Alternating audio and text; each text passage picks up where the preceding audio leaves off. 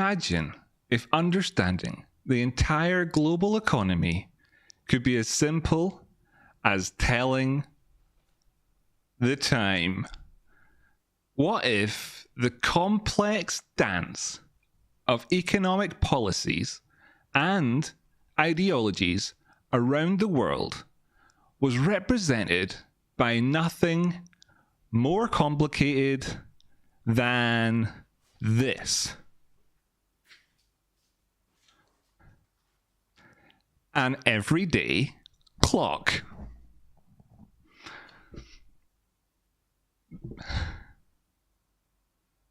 Let's start simply. Picture this clock face. Each hour represents a different blend of economic structure and ideological belief. At the top, number 12 there, 12 o'clock, that's the most minimalistic economic model imaginable. A world of absolute self-reliance, zero state intervention. Think Ayn Rand's Galt's Gulch. As we move around the clock face, the systems become gradually more structured, regulated, or state-controlled.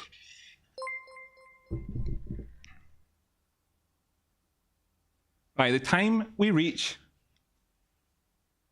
7 o'clock or 8 o'clock, we're looking at something like China's powerful, state-driven capitalism, where the state shapes and guides economic progress heavily.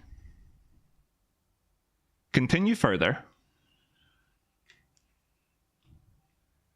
up to around 9 o'clock by this stage, 9 p.m., and you encounter heavily controlled economies, or even collapsing states. Think North Korea or Venezuela.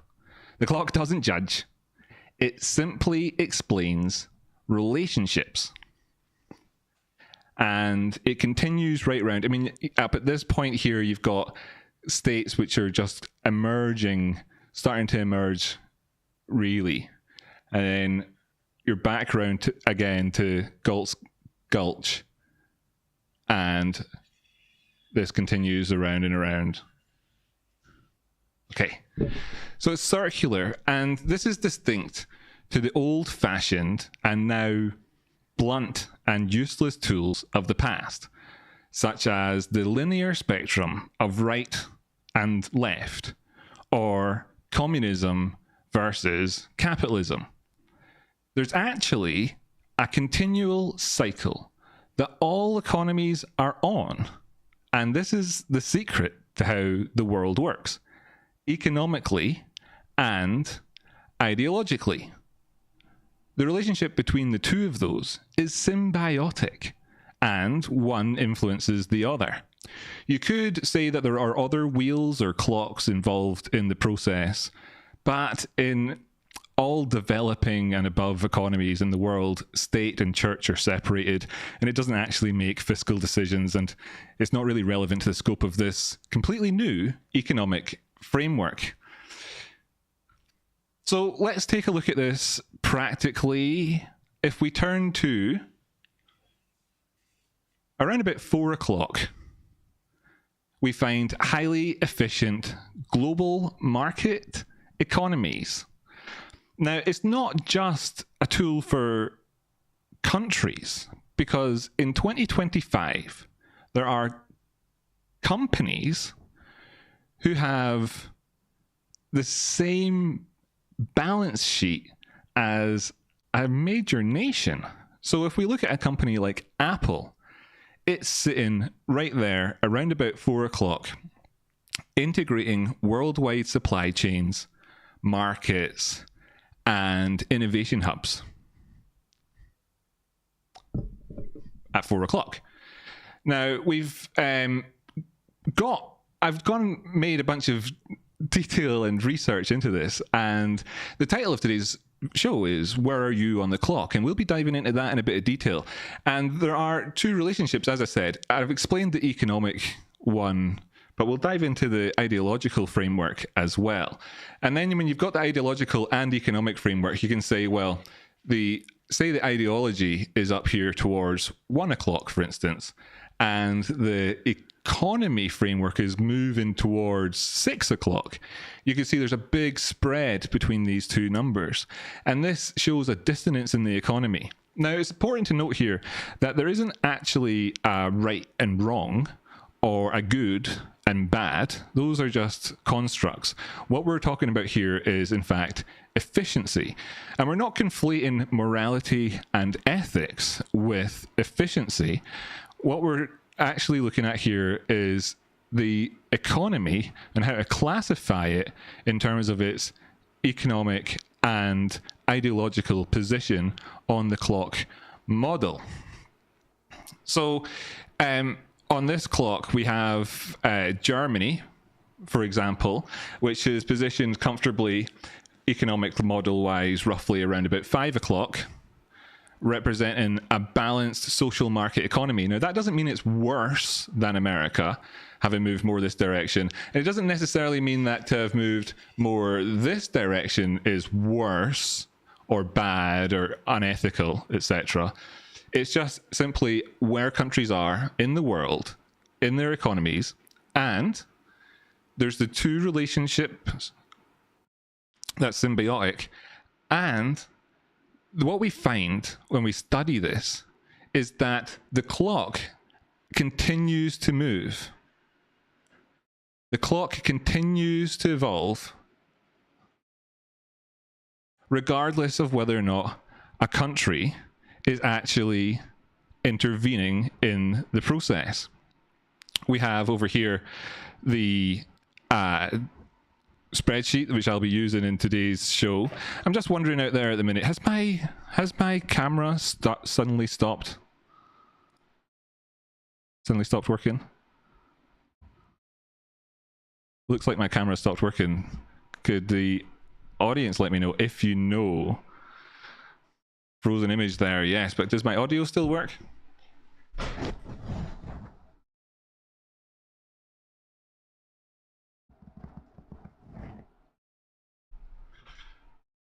Okay, well, I'll get the audio back up and working again. At the minute, you've got the rocky outcrop, Cafe, Bay and Nanini, economy clock, podcast, screenshot. So the clock continues to move around, even if you don't. And a great example of that is the United Kingdom. So the United Kingdom was, of course, ruling the world. Britannia rules the seas. However, after developing great companies like the banking sector and the East India Company, excuse me for calling it great, but large and growing, might have done some bad things though. After developing those, it didn't continue to grow in the same way to maintain that position between the sort of 3 and 4 o'clock, and was eventually it became.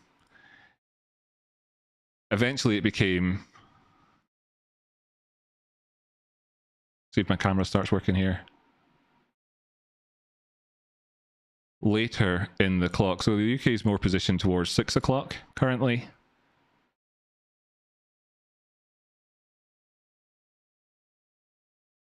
Which represents a decline, not necessarily because, or an advancement, not necessarily because of actual decline though, which is the point that I want to make. It's more of an evolution, a natural progression that happens in all economies, and the UK is further down the line. And I think that these are things that we intuitively understand to begin with.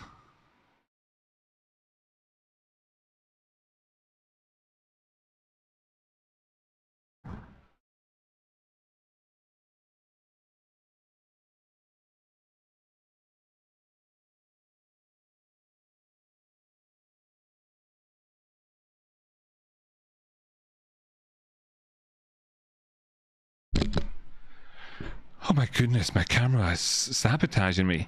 So the relationship that the UK has with its own past is one where it currently would perceive itself as being positioned around about that 3 to 4, whereas actually it's moved on, and that represents a bit of a dissonance in the economy as a result.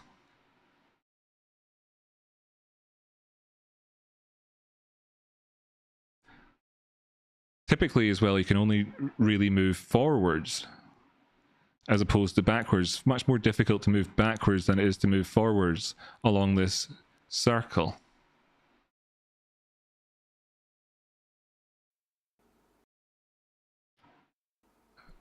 Are we back?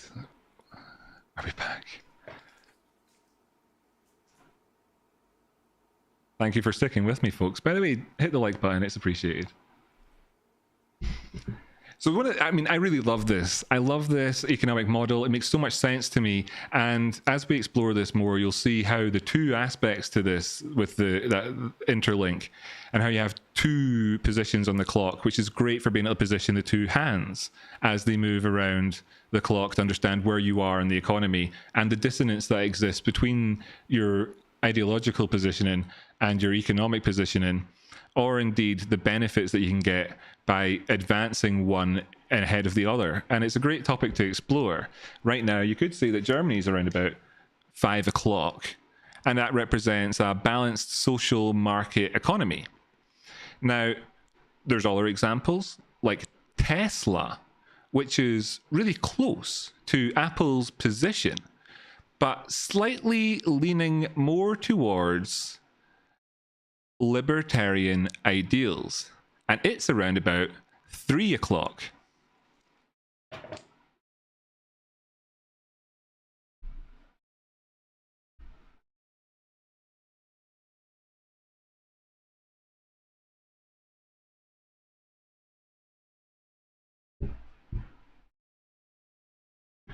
Just trying to plug in my camera to a different thing and see if it works better as a result, folks. I appreciate live streaming has all sorts of dynamic happenings and goings-ons.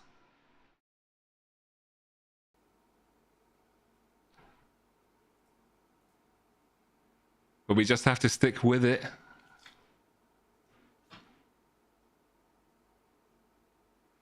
And we're back. We're back. Now, Tesla, it's probably slightly more towards 3 o'clock than Apple. Remember, if we said Apple itself as a company, which is larger, it's got a larger GDP than the country that I live in. So there's that. It's positioned towards 4 o'clock. When we explore this and I bring up some spreadsheets, you'll be able to understand the differences between these numbers, both the economic and the ideological numbers, because I've actually filled out a spreadsheet with a bunch of different locations on it, and we'll be able to ask you in the audience where you're at and figure out what numbers perhaps represent the place in the world where you are, and we'll discover some interesting stuff as we go. Of course, as well, feedback is always welcome. Be sure to leave your comments about what you think in terms of where your number, your economy's number is positioned along this wheel. Now, you do have a rough idea already about how the economy one works, you know, starting at 12 at the top there. You've got a completely... government is not intervening in the economy at all in any way at all, providing any services or doing anything. And everybody's self-reliant. So it's not fully anarchistic, and also as well, in a true sense, that place is at number 12 on the actual transition point is somewhere that doesn't really truly exist. Every other numbers on here does, and there's an interesting thing. We'll discuss that when we get to it, because I'll explain these numbers even more so you can understand using both. Well, we'll get to that when we get there, but we'll be talking about a historical location and from the real world and how that might be at number 12, kind of more or less. So you'll get to an understand of all these things, really. And when you do, you'll then understand the economy and how things flow and advance. as they keep going around this spiral, advancing along the way. In the last 50,000 years, humans have come on leaps and bounds, folks. So remarkably, this concept doesn't just explain today's world events. Historically, ancient Rome finds itself, talking about different examples, ancient Rome finds itself around about 8 p.m. So that is maybe not what you would have expected. Maybe you would have. You can let me know. Historically, it was resource heavy, centrally controlled, and while the Merchant Republic of medieval Venice aligns around about 4:30, 5 o'clock, that was a trading powerhouse driven by market dynamics. So these things are evolutionary. I mean, of course, no one in the world, no matter kind of where you are on this scale right now, would actually snap their fingers and say, well, we'll be ancient Venice. We'd like to be at number 4 on this clock, so we'll swap everything for ancient Venice. It's like, no, guys, you don't want the lead pipes in feeding you water. You don't want, the complete lack. It's just not going to work, right, in a modern context. Ancient Venice. We're talking about tariffs with semiconductors and stuff these days. We're living in the futures, guys, right? And that's part of the reason why, because we're living in the future now, which we are, and I'll get around to a little bit more detail in the future in just a second, we have to accept that the old models of right, left, communist, capitalist, have very much changed. Where is Vietnam, right? You want to know where Vietnam is compared to China or North Korea? Or do you just want to say, they're all just commies? I do understand the simplicity of the sort of 1960s version, they're just all commies, is appealing. But there is an advancement to be made with economics, and it's come down to me to make it. And I think that the way to do it here is using this clock model. It's really works. And I did mention the future there a second ago. So I just want to point out that even fictional universes can fit onto this clock in an elegant model that it is.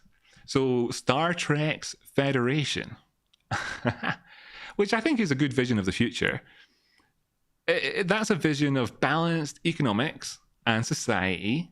Naturally, it sits around about 5 o'clock, okay, which is maybe kind of odd because people who know about Star Trek might reference something like, well, Jake Sisko, the son of Commander then, Captain and Admiral Sisko of Deep Space Nine, did explain to Nog in Series 3 that there's no money in the Federation. And Nog rightly asks, well, how do you buy and sell stuff? And you might have then thought, oh, that must place it up around about one of these numbers. But actually, it's to do with production. Economies, just the word, it's evolved so much, right? I mean, I know you're hearing me talk about economic models and thinking, well, it's just going to have to lump it into a binary. No. Economy means so much more than simply money. It means so much more than money. In fact, the meaning of money, which we'll be exploring in later episodes of this show, and the meaning of debt is absolutely not what you think it is. And I think it's time that we explain these things to the people. I understand these things, by the way. I've got master's degree education, been an investor, trader for years, worked in investment banks and stuff, if you're wondering who I am and all that crack. But also as well, I've looked into these things and studied them, and I want to deliver an accessible story for people to understand, which is why I think once you've mentioned Star Trek, you've hit on some key people in the demographic. But let's round that off and say, where does Cyberpunk's Night City hover on this? And that would actually be closer to 2 or 3 o'clock. So it's not what you expected, folks, is it? And we're going to be understanding what these things mean in today's show. I'm going to explain it all. We have a fantastic clock here to make it easy to understand. And the economic clock process, as I said, 2 integrated symbiotic layers to the economy with regards to the economy bracket, which includes things like production, and the ideology bracket, which includes things like fiscal policy. These are the two main things that actually interact on this. And that's why we have this system. And it's absolutely fantastic. So why does it matter, though? Even if I think it's fantastic, it's like when you see documentaries and Neil deGrasse Tyson is saying this thing of this galaxy that was from 100 million billion years ago, super important. You're like, why is that important? Okay. But I want to say that, you know, by seeing economics and ideologies as points on a clock face, we can intuitively grasp their connections, their contrasts, and their potential futures. Understanding the natural progression around the clock, understanding as well the dissonance between different ways of thinking at a given time during progress, and how that can cause economic friction and so on, is all very important. And understanding as well the direction of flow. The direction of flow, and it's on a clock for a reason. It could have just been a spinning wheel or a picker, but the reason it's on a clock as well is because it's an emphasizing the point that this is a development process and that there's kind of a one direction that you more or less go if there isn't an intervention of some form. It also helps you look towards potential futures then as a result, and it reveals not just where nations and societies are, but the directions they might evolve. So the next time you look at a clock, remember, you're not just seeing time pass. You're glimpsing the hidden mechanics of our global economy and society itself. We're about to dive into the details of all of this, folks, and in today's show we will be conducting technical analysis, receiving feedback and questions from the audience. We've got a really highly astute audience that joins us weekly for these shows. We like to explore economic topics, look at the news, and of course use technical analysis to find the best entries and exits on our trades so that we can maximize our time spent in the markets. That's what we do here. We're a nice trading as a lifestyle and investing as a lifestyle channel that can really broaden out all of your knowledge about markets and how things work. And this concept about economics is something that people should know, because when they forget the way that the world actually works, or they haven't got around to discovering it yet, it's possible to make all sorts of mistakes or accidentally do something amazing. So we will be discussing that in detail. And if you found the concept fascinating so far, please like and subscribe and explore the spreadsheets that I'll be showing here in a second, and I will link them to you in the description of this video, or the comments below this video after I'll put a comment down there with a link to the spreadsheets if you want to take part and enjoy, and we can open source this. I've introduced a new economic concept. We can refine it together if you like. And as well, if I want to just thank everybody for watching this show with me, for being here and taking part. And remember to hit that like button. So this is the economic structure of the 12-hour clock, all written out here. Starting on number 12, I already explained that one. And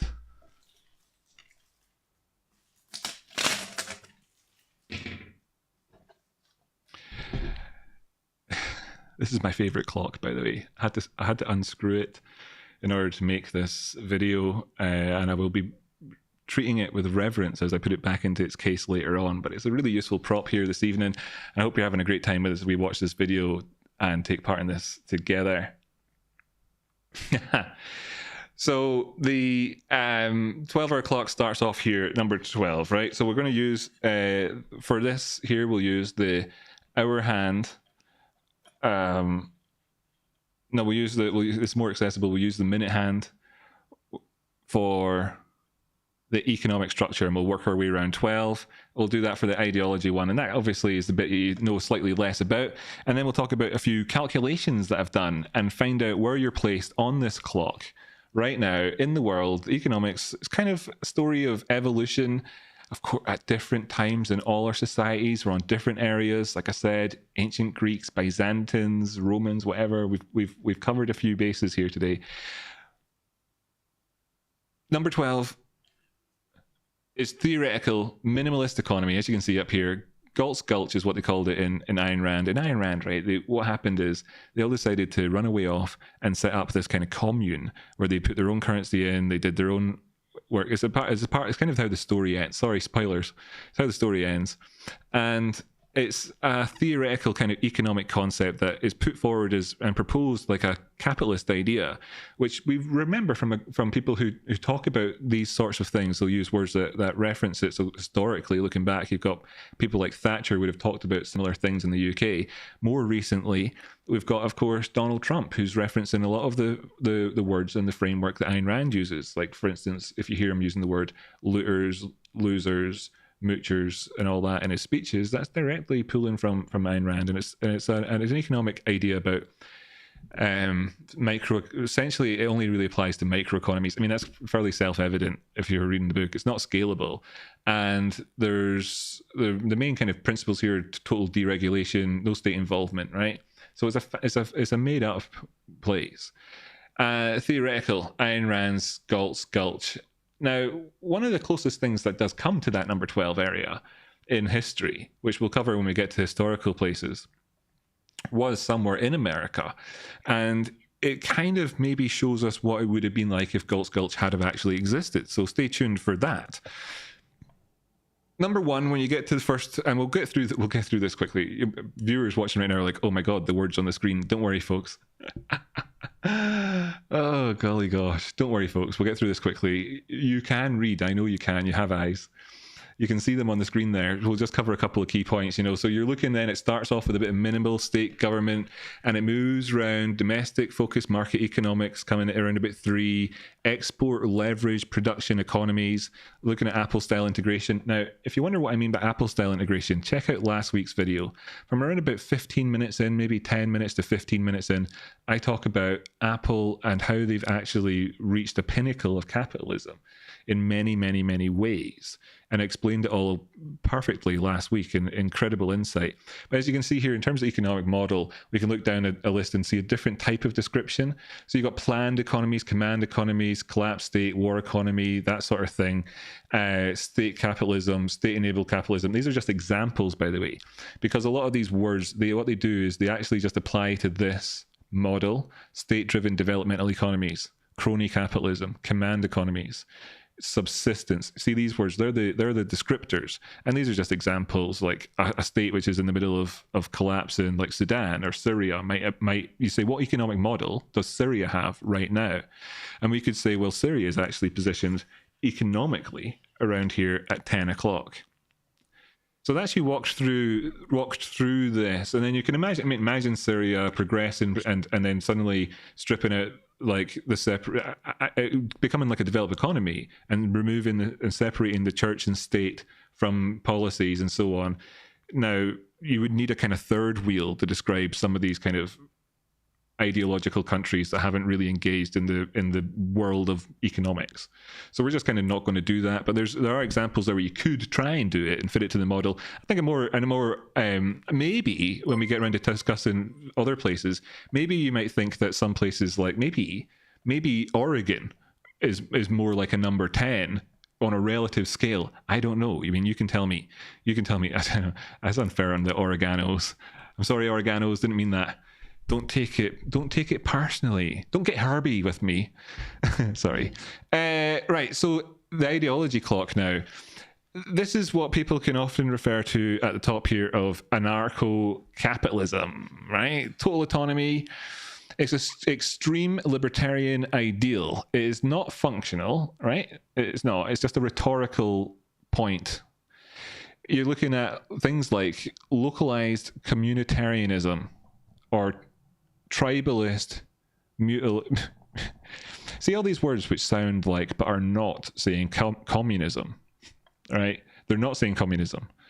That's so nobody gets upset, right, when I was writing this. So instead what you're looking at is localized communitarianism, And the truth is that that's kind of like a libertarian ideal, and somebody who drives along the highway with no driver's license saying, yo, we're all just born with equal rights and I don't need to subscribe to your system, and yo, I'm free. You can see how that would appeal to them, that person who's, you know, like that would fit that model. And then you'd also see how as well that can be moved politically. You can use these things to change how your country feels and functions and interacts with the world. Again, that doesn't actually change your economy, and it does. And these ideological standpoints are things which obviously kind of put a theme to. Anyway, look, number 2, you've got like Reaganism, Thatcherism, you've got balanced market democracies coming in there around number 4, welfare state coming in at number 6, right? So you could say, oh, the UK's moved towards number 6 instead of being up there at number 3. Margaret Thatcher failed. The clock's backwards. I didn't realize that on your screen, folks. Anyway, Margaret Thatcher failed, you know, the commies have taken over, like whatever. Or you could also talk about how that's such an evolution, because the NHS was brought in after the World War II as a way of providing social security towards people, and it's an amazing thing. And people around the world envy the NHS, and my American audience watching along right now will say, there's some decent things, even if, you know, because we get better value per person on our system, per person, what we pay in terms of national insurance and so on, than you do as a individual buying health insurance in the United States. It just works out cheaper for us because of mass, you know, because you've got a group contract, right? Anyhow, you can then look towards totalitarian regimes and chaos up here towards the top end of the chain, right? So that's how it evolves, and you get back around to kind of a chaotic system, an anarchistic one almost, before you look back to Gulch's idea, Gulch, where you've got this idealized purity, symbolic, unsustainable system. So where do you think you are? Put your numbers in there. I can see people enjoying it in the audience right now. For instance, we've got Park Snoops saying it's fascinating, and Lakeside saying it's an interesting section that we just had there. So I can see people are enjoying it. Tradespotting mentions that the clock is amazing. We're going to now take a look. Right, give me a guess in the chat box though there. And thanks so much to people who are taking part in the goal. We're 7 towards 20, and we're seeing a lot of appreciation in the chat box. I love the comments that are coming in. We will cover them all in today's show. Thanks so much for taking part. Let's take a look. Let's dive on over. Right, you've got a few up on your screen right now. So give me. Actually, let's just jump back over. Right, we'll go full screen for a moment. Okay, so. Where are you at in the world? Now, there's going to be two dynamics to this, by the way. You've got your country, and then you've got your local kind of element to it. Largely speaking, your local one's going to be aligned with your country. The way I analysed this was kind of still broadly looking like, how does your area compare to the world, which positions them mostly towards your national area numbers. When I was analyzing them, because, you know, I could have done it on a more relative kind of domestic look, like where we reset the overall parameters. Like, there's no, in terms of the overall scale, we don't have to include Indonesia or Vietnam or something like that, because it's just the American states, and see how those numbers look. I didn't do that. It was still more on a global, so you understand. And we've also got a few examples in here. So overall, I was a little bit unfair. I kind of wanted to say that the UK together was around 6, because that's kind of the way that we've been going. It actually is positioned more towards 5. That's where I put the UK. Scotland, Wales, Northern Ireland, Republic of Ireland, on a global scale, all kind of around about 5. In terms of like where we actually are, you know, you've got more, if we move around the economic model here, we've got actually, and the ideological model, to Northern Ireland, you've got, it's more towards this level. England is more towards that level, and kind of one of the benefits and drawbacks of Scotland is that ideologically we are probably more around about this level. Actually, well, England is ideologically about there, but Scotland's more ideologically around there, but production-wise we're about there, so there's a bit of dissonance here. This creates a lot of the conversation around would there not be independence in Scotland. So these are kind of interesting things, right? And we can take a look and see, does somebody put in a question? Well, they didn't say a number yet. Let's just pick one for us. So we can make a couple of comparisons. We've got, what would be some good ones? California, right? That is going to be economically a 3 and ideologically a 4. That'd be California. And we look to Georgia. Not really surprising anybody there with that shift, I don't think. I think that's probably fairly expected overall. You've also got the likes of Texas, which is positioned more like this compared to California, which is ever so slightly there. Now, who's to say which one's better? I'm not saying that either is better. There is a distinct efficiency which happens with regards to how Apple plays it, but that creates an imbalance in the world. So, of course, with America sitting around about here and China sitting around about here,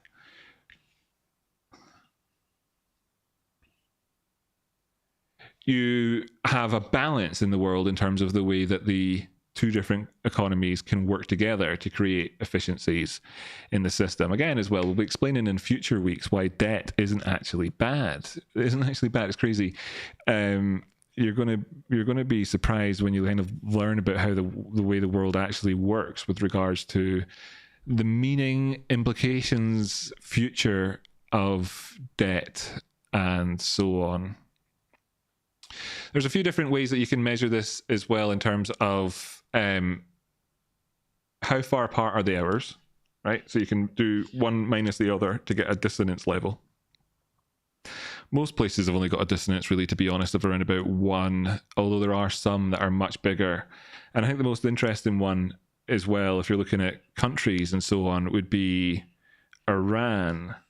So you're looking at Iran being like here or something like that. Not like massively productive. Its systems of production are poor. It's a really closed system within Iran. By the way, this whole overall economic model is a closed system, and it explains the world because every element of it is in balance. And at any given time, we're pretty much covering all of the numbers on the board. This period here at the top, which is largely theoretical, is a good way of understanding how it would appear if Syria moved from this state to this state, which is what it looked like initially, right? Because the world saw the collapse of the Assad regime. This is one of the more interesting ones. Two of the big interesting ones on this I found when I dove into this and was analysing the numbers and looking at the way of understanding the bunches and distributions of economies across the world and where we are in the evolution was, of course, Iran. Fascinating, topical and relevant right now because America and Iran are doing talks and there's a lot of bombers just hanging around nearby, so the talks would need to go well. But the Syria, for instance, right? So Assad collapsed that regime, and there was talk about kind of how he wanted to be outward looking towards the West, aligning with Western economies. Now, that didn't work well for him. There was it was maybe perhaps too slow to happen, or maybe it was poor intentions and somebody just playing both sides who took over. I don't know the answer, but they actually then moved kind of looking towards the Russian side to look for support, despite the fact that they had to fight against Russia to take over in Syria. And there's so much intervention in the country with regards to how the economy functions from extraneous factors like religion that that it's actually, instead of moving towards the economic model that the West had hoped for following the collapse, thinking, okay, we're going to have freedoms and peace and whatever, and the things that people were celebrating because that's what they thought they were going to get, it just went back the way and became, what's next. And the world, therefore, looks on at Syria and finds it very difficult to do business with them because they continue to occupy this space. But that's okay. It's not necessarily that it's right and wrong. We know that that's a difficult country. It's been a difficult country for a long time, and that changes process happens. And actually, this movement towards this is the closest it's kind of been for a while, and that's kind of how it's going for them. So complicated stuff, but obviously a lot of stability in the States. We've also got a couple of other ideas that you can look to. People are maybe familiar with Sweden. It's got high taxes, high healthcare, high social stuff. So there's got a social economy area in here, but also as well, it's still doing fairly well. A lot of billionaires live in Sweden. So how about then, if you're finding it still a little bit confusing on where people and companies and countries might stand, well, how about we take a look at some companies then? So Apple, Tesla, they're about 4. You got Tesla, you know, it's pushing back towards 3 with its ideological clock. It has, I was using round numbers in here. I actually think that this is more like a 3 and a 2. You know, if I had to, it's difficult to know. It's Tesla's so close to following the Apple model, building cars in China with Chinese people. It's a Chinese product. They sell them to Chinese people, who then, of course, make it cheaper for Americans to buy the cars, because Tesla's just made a bunch of money. It's just hadn't had to pay anyone to make the vehicles. The people who got paid to make the vehicles bought the vehicles back from Tesla. So they actually made money making the vehicles. It's like, oh, you know, as the old Scarface business model, you know, now we got the money and the bloop. You know, that's the idea there, right? So then they subsidizes the cost for America. So it's doing a very good job on that front. But ideologically, it is a little bit more, as we know, what with them being very much involved in politics recently, a step back from China. A step back from China, a step back from the typical US model, which of course has been to engage with China, even though he works with China. So you can see there's a greater dissonance with Tesla than there would be with Apple, obviously, as we can see playing out in front of our faces. But that's the obvious example, right? But that's why I've made these examples, to make it obvious. Now, you might not be from the United States, you might be from Australia, and you might be thinking, well, Rio Tinto, with its extraction methods, its where its suppliers, it's the way that it works in the world, the way its ideology is formed as well, everything is more towards a 5 or a 6. That doesn't mean that they're communist.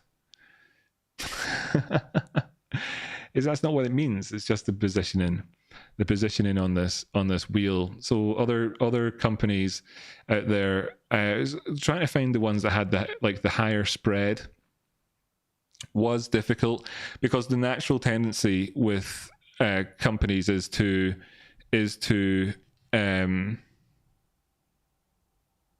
align the two of them together. So the example,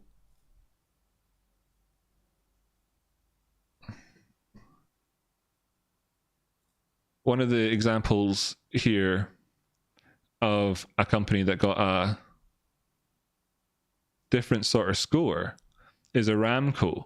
And I think that makes a lot of sense without diving into any of the details. Like, one of the largest disparity between the two is Aramco. It's got an economic policy up here around about 3. I think that's all probably fairly agreeable to, you know, everybody can understand that. Whereas its sort of ideology is positioned around about 7, giving it one of the largest dissonances that we've seen.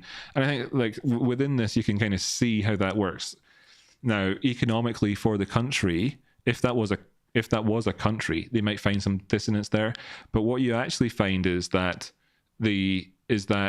countries, nations, because of the complexity that they offer, provide areas for companies to be the outliers, so to speak, or for regions to be. So in the same way that Aramco is, in one way, a kind of outlier, and that dissonance isn't necessarily a problem, with the assumption, of course, that with the greatest of respect, that what you have is that eventually, if it wanted to be 100% efficient in that way, it would align the two ideas so that its ideology would function in a way to maximize business opportunities exclusively, and have absolutely no ideological implications whatsoever. But it's very difficult in the country that it's in. But one of the interesting things then is that historical example I was going to talk about with regards to the 12-12 spot. And the closest we can go to before we go to historical examples is the actual real world examples, because the historical examples don't actually really line up. As I say, this is a process that evolves, and that to go and say this was the snapshot that represented 12 is actually between the process. This is a necessary turning of the day, you know, as this happens. They loop together perfectly, everything evolves perfectly, but this is a process. And it's not to say as well anything's better and something strictly is evolving in the sense of like survival of the fittest or any of that. This is a procession in the same way that the stars move around the sky, and it isn't a judgment on us, and our relative positions along the way are neither good, worse, better, whatever. It's a procession that must happen in the workings of the world, and this is what we see all the time. So in this historical example, which I'll get around to in just a second, that was brief and possible, but it's theoretical. The closest we really kind of see to this are things like the free trade zone that North Korea has made. It's a really extremely ideological country over here. It's trying with a little area of its country to have a free trade zone, and it's completely essentially fake. It's not, it's fake, this little free trade area next to Russia and so on. And we've seen things like that happen in the past, various little things. So the closest you get within countries to it is often in terms of like the EU model, there's free trade ports and so on. So little things that you see as well as like Hong Kong at certain stages in history, or Shenzhen. Shenzhen's a better example, set up next to Hong Kong in China, where they turned a blind eye to things to push it back towards 12 in order to do what? To develop, in order to move towards these other numbers. Even if seriously, they want to develop Shenzhen so much that it eventually catches up with the rest of the Chinese model. This is what I'm talking about here, so you can understand. So the historical example, and you have probably guessed it by now. Is it on my list here? I don't know if I wrote it down here on the list because it was, the obvious example thing.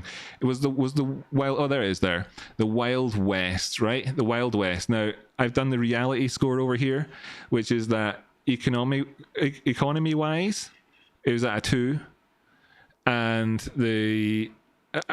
and just a reminder to people what 2 means.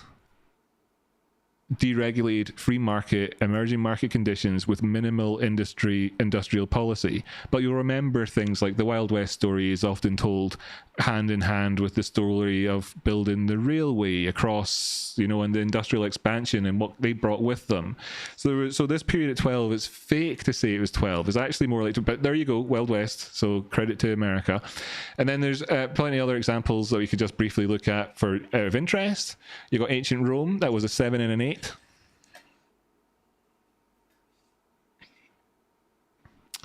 So if we look back at what ancient Rome was, 7, it's a politicized, resource-heavy economy. Today's equivalents are things like Russia and Iran, where wealth is concentrated in extravagancies. We've got Vietnam and Indonesia as well as the other examples that are kind of kicking around a bit there currently. Did I read that right? Yeah. So you can see that's where those things are actually positioned, which is weird. Like, so Rome, economically and was kind of more like Indonesia or Vietnam. And then when you think about it, perhaps that is in fact true, which is why I put that there. And if we also, what did I say here? Let's get this right. So yeah, 8. So ideology, so soft authoritarianism, populist nationalism, Orban's Hungary, parts of India or Brazil under Bolsonaro. And you can maybe get a feel for that when you look at videos of them and how they try and present politically. And then when you start to see how these things align and where it puts you, and you look at how this puts you up against perhaps a company understand, or ancient economy and world that you understand, and you can see how the motifs from that world are present in a completely different world today. And what's the model for understanding it? And ladies and gentlemen, it's this model. This is it. This is what's pretty cool. Now you might still be struggling to understand. Okay, so I've moved on from historical places, but we can of course talk about more if you want. Tang Dynasty, China, a nice neat 6 and 6. Right, quick look again. 6. Export leverage production economies, right? But that was within China, but it was quite, capitalism, right? That's kind of modern day. And you can see there's a kind of harmony that resonates there with the way that this still exists in China. So when China talks about how it was in 5,000 years ago, and will expect to exist in 5,000 years, then perhaps thinking about the economic evolution of a country through this model, when we think about the United States and how it could evolve over time, to then where it could be on certain times and where it would like to be, what's the most efficient for America as America is. If America changed and the climate changed so that certain things in the country were fundamentally different, for instance, like say it was cold everywhere all the time, then the country would fundamentally change. We understand that. That will happen over time as well. But in between, there are the movements around, even if it's just kind of localized to within the one system. So one way to kind of consider this as well is that if you're somewhere around about here, then how close are you actually to 4? Like how close are you to actually to 3? And depending on where your ideology is, it can push you either further towards moving forwards or perhaps moving back. Of course, as I said earlier on, moving back is much more difficult. Now remember as well, the American situation is closer to 4, right? And the economic story of Ayn Rand is up there at 12. That's positioned there not because it's the best, right? It's just up there, easiest to understand, and that's what Ayn Rand was talking about in her book Atlas Shrugged, which is what is referenced an awful lot by the Republican parties. Now, of course, you'll also know that extreme libertarian ideas, as we explained, is up here, is at number 12 as well, were often spoken about in the Republican rhetoric, and it influences votes in elections, despite the fact that libertarians often themselves describe themselves as being left-wing by default. So the left-wing, right-wing model is broken, economically, politically, everything else, whereas this clock model functions, accounts for the differences, the balances in the world, and the evolution of economies across time, which is why it's so great. And the best things in life are explained in the most simple way, which this does. And this is an extremely complicated subject, by the way. So if you're following along and you're like, I think I get it, but you've not got an economics degree, then wow, how accessible is this? If you're following along, you have an economics degree, you're probably thinking, speed up, Rocky, speed up, tell him more, right? So we're going to move on to the thing to help you try and understand a bit more with some good examples. Okay, so Westeros, I think, is an environment we can all understand. We've all watched Game of Thrones, I believe. You know it. I'm sorry for bringing up any of the trauma from Game of Thrones. We could bond over it, though. It was awful what they did to poor Ned. It was. I was like, oh gosh, oh poor Ned, off with his head. Poor Ned, poor Ned. And what we can also do when we look at comparisons is we can see where they are on the 24-hour clock. Bearing in mind that the closer you get to 24, then the closer you are to turning around as a pivot to the next stage in the economy, right? The closer you get to 24. If you combine the two numbers, because 1 plus 1 is 2, but 11 plus 11 is 22. So the closer you get to 24, the closer you are to turning around, which is what makes Westeros so interesting, because look at its combined score of 21. Now, what do you know is happening? What do you know is happening in the Dark Ages? What comes next? You know, what happens after Westeros? And if we look at Game of Thrones, and you think about how Game of Thrones, the world works, it's not like there's no trade. It's not like there's no economy. There's money, there's loans, there's banks, there's war, there's imports, exports, trade, international trade, globalization, if you like. Although the Dothraki invaded might not be... immigration problems, the Dothraki immigration problems. So you know what was going to happen next. It was going to evolve. It was going to move over. So it's got a score of 21. So you can see how the model works, right? You can see how the model works. Now, here's a world which a lot of people would describe as having severe inequalities and problems. It's the crazy worlds of Cyberpunk and Grand Theft Auto Los Santos, right? Both of which are coming in at a nice 3 and a 2. You know, you got to admit, Grand Theft Auto, possibly, I don't know. The audience would be split on this one if I ran a poll, I'm sure, as to which one is more leaning in what direction on here as you start to kind of finally understand, and which one has more. I mean, Cyberpunk is it more laissez-faire? It kind of is, but then when you look at Grand Theft Auto, people will say, but the government does nothing, but ostensibly exists, because you hear about them, getting bribed on the radio or whatever, or it intersects with the story. But actually, there's a lot more going on with that one. So you'd say maybe Cyberpunk is more evolved? Possibly. Is it more efficient? Possibly. Is it on a different turning of the wheel? Absolutely. And can you understand how the numbers work? Both Grand Theft Auto and Cyberpunk are number 5. They're not about to flip over that wheel anytime soon. Also, in terms of dissonance, you can see these worlds that are like very easily understood. It's very extremely unlikely that there's going to be anything less than an alignment, right? So do you notice that the Expanse 9 and 10, Mars 7 and 8, Earth 6 and 6? For the Expanse series, if you remember the Expanse storyline, what you have is future, people are living on Earth, Mars, and in spaceships and whatnot floating around the asteroid belt. And all 3 of them have got different economies, different ideologies, very clear in the TV show. And you can see the numbers, but who's to say which one's right or wrong? A key component. And of the entire book series, which is fantastic, and TV show, which is fantastic, and it explores what's better. And the answer is that none of them are better.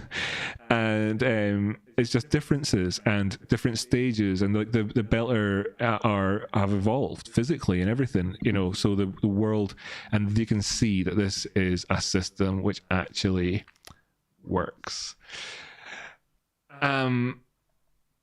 And also, as well, as we've worked through all these examples, you can also see how the kind of the theoretical system up there doesn't actually exist, really. 1212 doesn't actually exist in the world. It has a combined rating of 24, which is the most unstable rating, okay? Most unstable rating.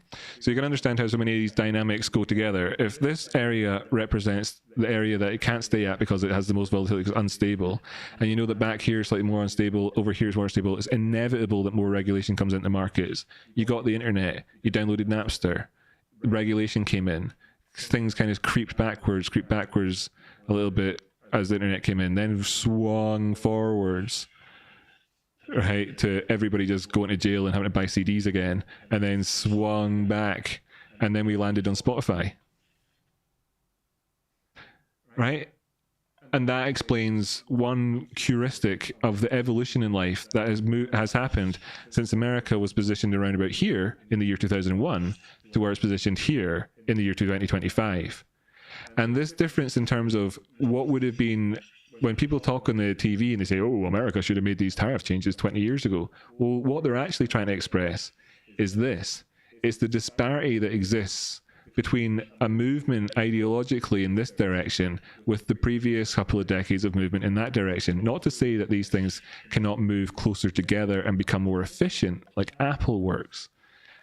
And do you see, it's an incredibly eloquent, beautiful model that describes everything. Now, there's a funny component you can do with maths where you look at the differential in terms of 360 degrees and where the distance to go from one point to the next would be, and come up with a fusion of these two numbers to describe them, not on a 24-hour clock and not in terms of the marginal, the spread between them, but in terms of a 24-hour clock, not a 24-hour clock, another 12-hour clock where you can get zones where if you combine the certain numbers together, then you'll find different areas of zones in the world. And at any given time as well, there's a distribution of countries around in these zones. And the whole thing works together incredibly beautiful. And it's been a pleasure to present that to you all in today's show, okay?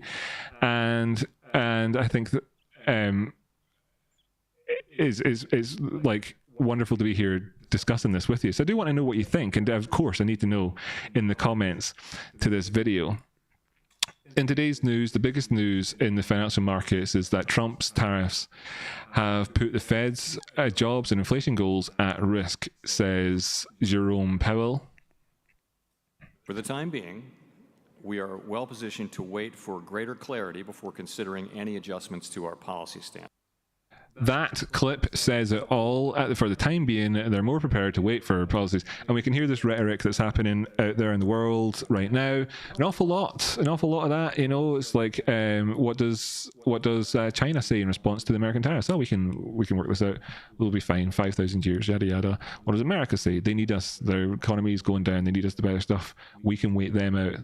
And that's the policy right now, is that everybody is doing that, waiting one another out. The velocity of movement from one section to the next, for those who have read, of course, Atlas Shrugged, I mean, that story is quite poorly written. It's not very good economics, right?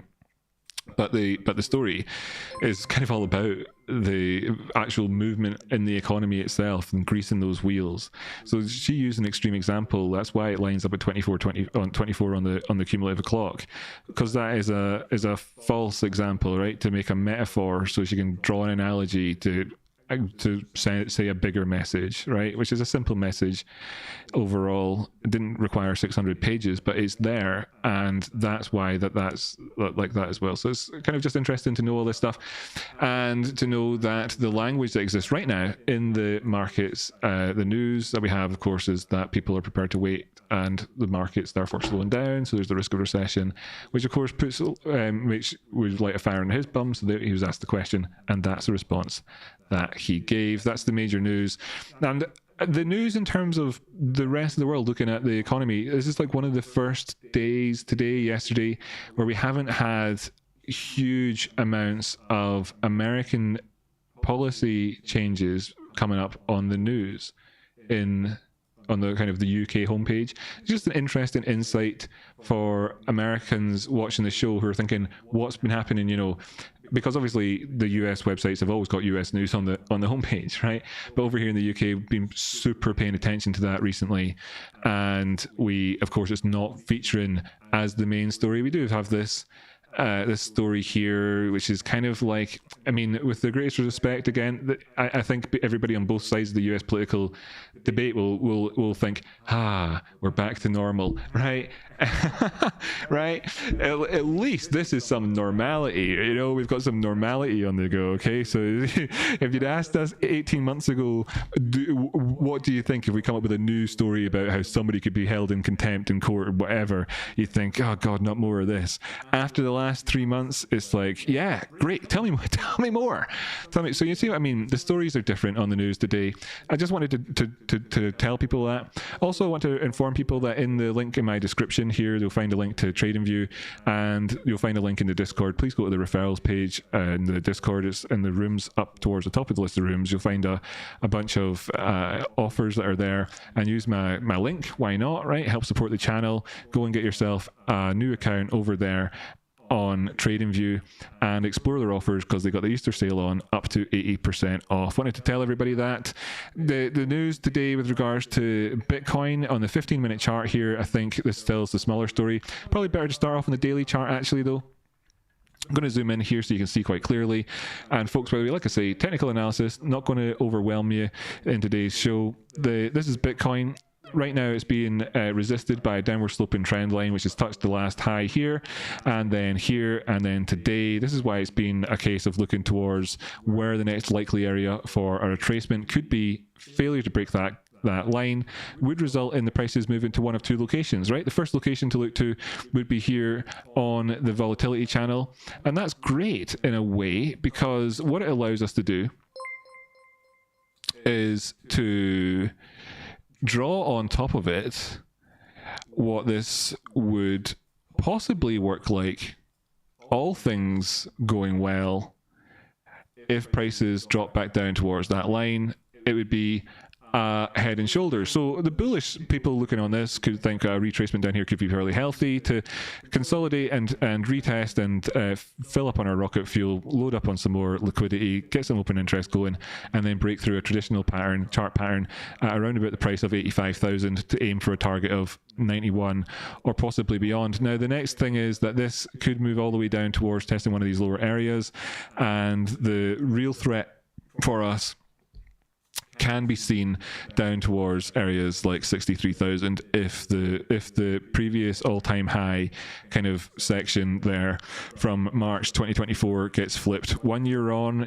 This has been this year, that was last year. I think this chart shows you the story about where like last year was a discount to this year's premium, if you want to put it in that sense. We're back towards equilibrium. If the story is going to remain bullish in the longer term, this is nothing more than a rebalancing of the markets, and testing around these areas is dangerous. But if we use it as a risk management point, we can see that below 73,000 markets have moved into a more bearish phase, and that is back towards a discounted area. Perhaps we might look for accumulating buys on cryptocurrency, but at that stage we'll look to a different bearish story. For now, we're going to then keep our eye out for movements, like I said, above that 85 towards 90, and then the key area for us to break would be 95 there afterwards, and we'll discuss those as we come along over the period of the next near future. I want to also take a look at the 15-minute chart before we move off this. This is useful for all crypto analysis, by the way, folks, because this is kind of overall where we are. You can see a bit more detail on that head and shoulders idea, drawn in a bit of a mess, But if you're asking how do we get down to try against those levels, what are they? And for reference, I have put the volatility channel lines on my 15-minute chart with these horizontal serrated lines that you can see just there and there where I'm pointing in on the screen. So that's where the volatility channels exist. We broke above it, came back, retested. You can see it was tested several times for along the way here. So it's been a fantastic level for us to be aware of. The target for that head and shoulders, as I was mentioning, would take us down towards that zone to knock off of this if it was continued on as we saw before.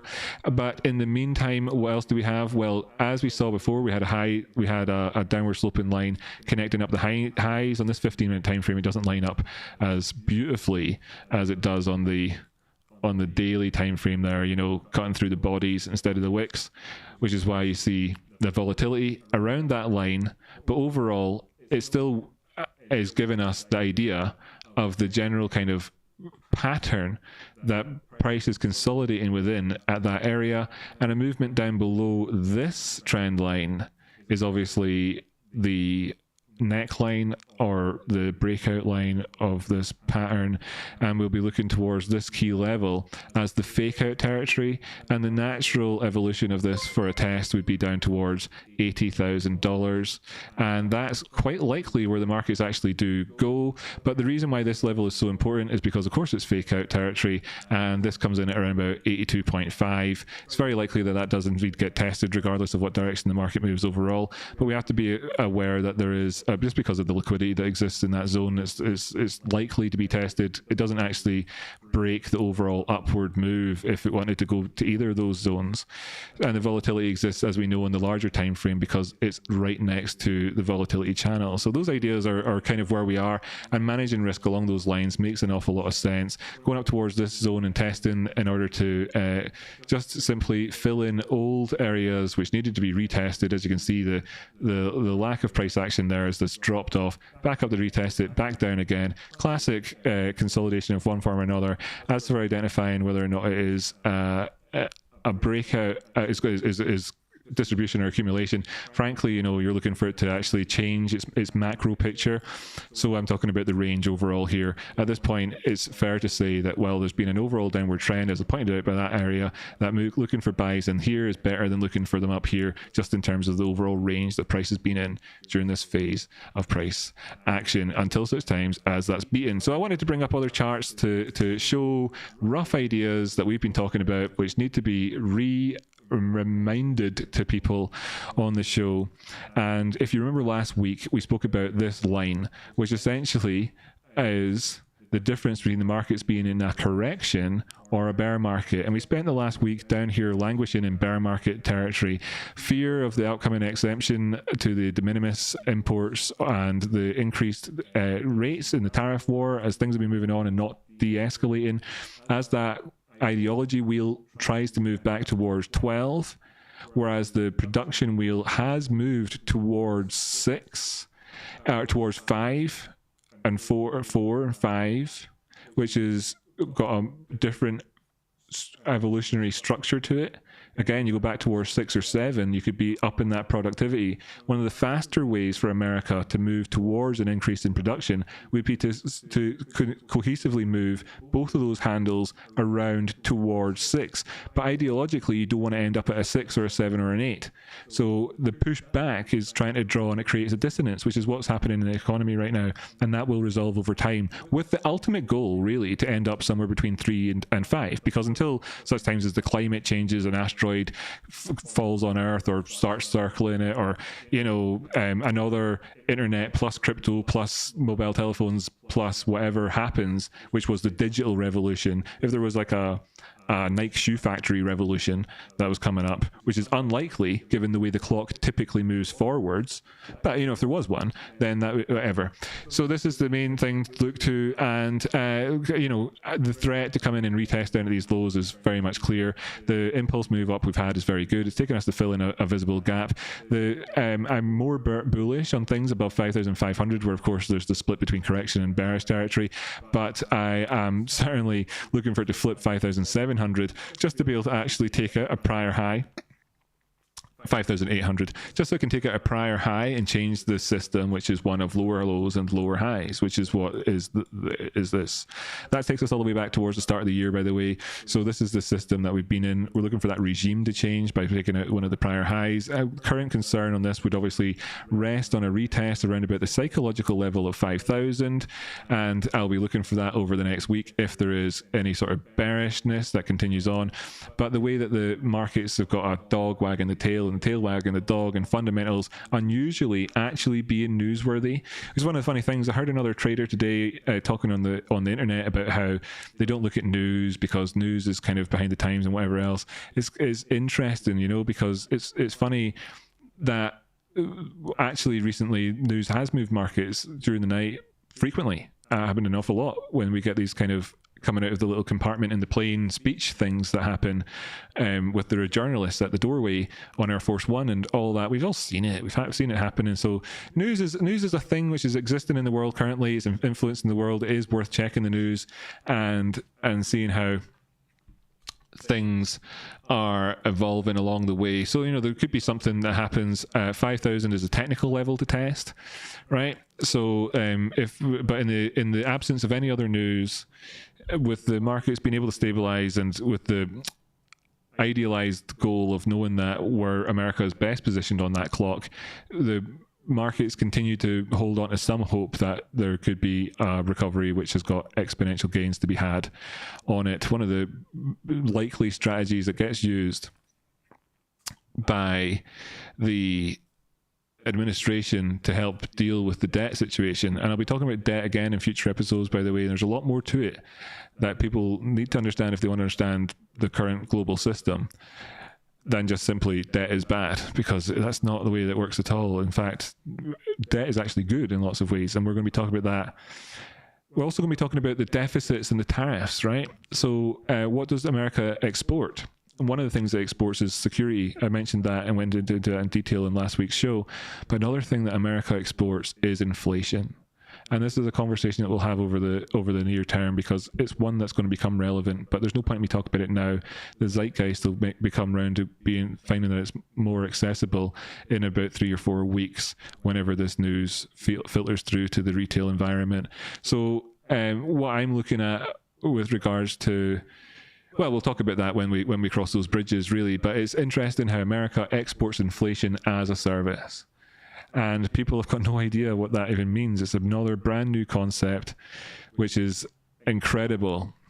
Every time you go around this wheel, then you can end up on a different layer on the 3D space. It's occupying the same economic model, but advancement does happen over time. And one of the incredible things with the world economy, which is misunderstood by people who've forgotten it from the past, and is probably one of the most amazing aspects of America. The world actually thanks you for it. We're proud of you for it. And we support you in doing it, is exporting inflation. Now, we've talked about this numerous times on the channel in the past. Understand that people probably have had their heads worn out with discussion about certain things. It's not that it's ideal on a day-to-day basis. Well, actually, it's ideal on a day-to-day basis. It's not ideal over the long term in terms of the real impact on other people's lives, like myself, because it makes it so that we need to run a little bit faster to keep up with that spinning wheel when the inflation is exported. Except when you look towards economies like China, who've got deflationary environment, the real thing going on behind this trade war, and the reason why the ideology has to push backwards in this trade war environment, because you can't move forwards when your ideological competitor is further forwards on the clock, is because of the threat that America's put into China, in that they will stop exporting inflation to China temporarily, which is really bad in an economy which is deflating, because if people then don't spend money, then it naturally puts a decline on gross domestic product, which then is a recession. I mean, it is by definition, that's what you're getting out of that. And this has been clear in China. It's been clear in China for some time. Here's the Hang Seng Index. This is the weekly chart. And what a lot of people don't know about China is that the all-time high on their stocks came in over here, which is actually in 2017. And this low that came in here was in 2024, August.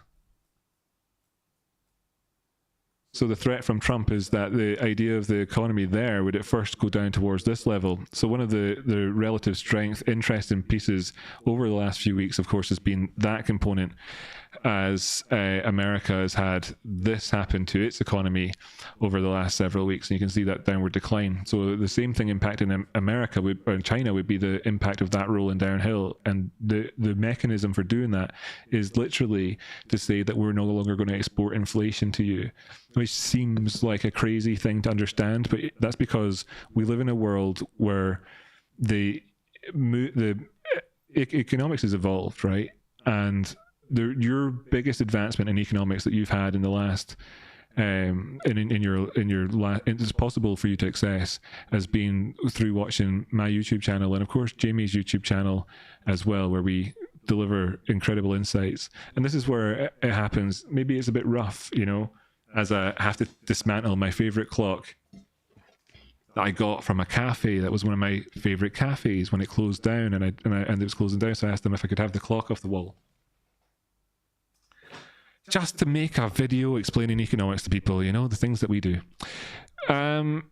Right, so let me just check and see if I've not missed any requests. I've covered a couple of big things there in markets. I suppose it's maybe worth mentioning, before we cycle off of this page, we're looking at the weekly chart here on NASDAQ, just how crazy the volatility is recently. It's not unheard of volatility though, and we are looking to see if this thing can resolve fairly soon.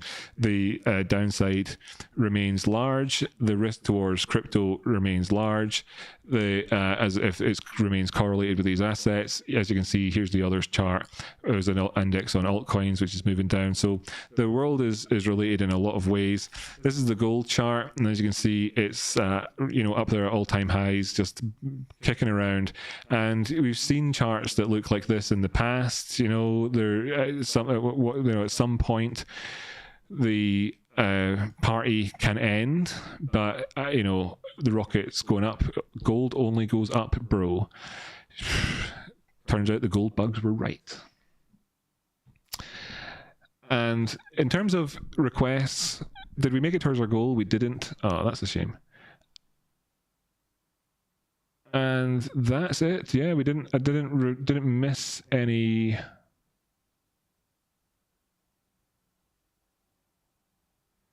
Oh, there was a question from Minner that came in regarding the one-tick drill. There's a drill that you can do when you're trading, and it involves closing positions very early. And the reason for it is to get used to closing positions, and it reduces that greediness. One of the big reasons for it is so that you get used to, so it reduces that greediness.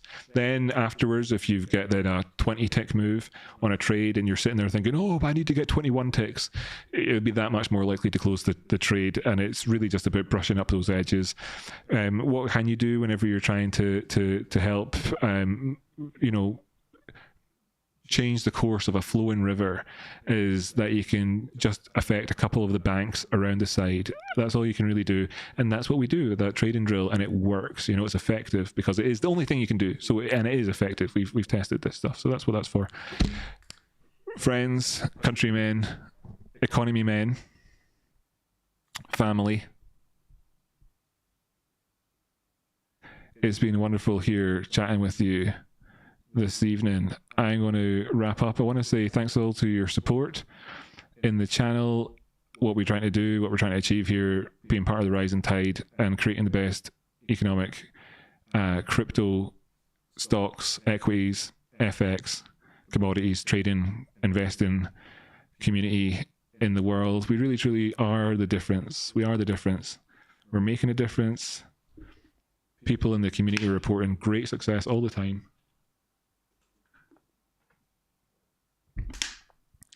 And we're bringing a holistic level understanding to markets, educating people in ways that, you know, their kids aren't even going to be educated about for years to come. I mean, you know that you're so far ahead of the curve here. It's incredible. And it's fantastic to see it at times like this. You know, don't forget, folks, this here chart, you know, we're talking about the economy and how it works. And it's like, you might be thinking to yourself, you know, why would you do that? Why would you do that? Look at gold at all-time highs there. Look at it, just so high up. This isn't an exhaustive chart, by the way. Gold has been traded for thousands of years, not just since 2017, if you're wondering. This, just take my word for it. This is high. This is the high, and that's why we're talking about this, because it really matters. And that's why, of course, the question in next week's show about why debt is actually a good thing and what the economic bargain is one not to be missed. Hit that notification bell, hit that like button, hit that subscribe. You know what to do. And I'll see you all again next time.